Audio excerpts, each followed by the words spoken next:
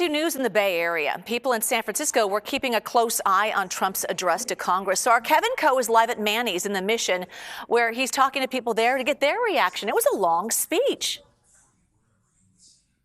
Yeah, Jules, I can tell you that everyone that was here from the beginning of President Trump's speech, they were all gone after about an hour or so. As you mentioned, a long speech. But while they were here, these people looked stunned. A lot of them were shaking their faces. And I'd say the biggest reaction came when U.S. Representative Al Green from Texas, he was escorted out of the chambers during that speech. Someone here yelled, quote, "What is happening right now?" Now, before we make our next point, I do want to show you something here at Manny's. Just take a look at this candle right here.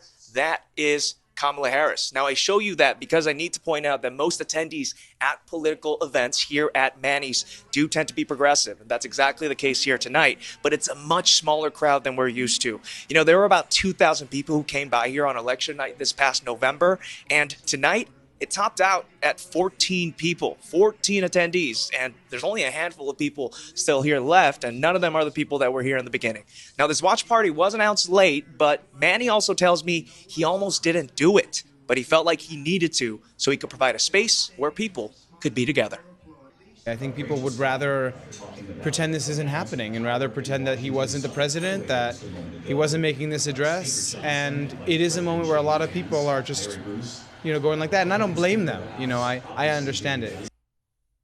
Now, also here tonight is State Senator Scott Wiener. He's actually, if we could show this room right here, he's in this closed-off room. This is a town hall he is holding with Mission Local. Now, this town hall just so happened to be taking place at the same time that President Trump's speech was happening. And as you can see, this room is packed. It is full of local Democrats who decided to spend their night in here instead of listening to the president's speech.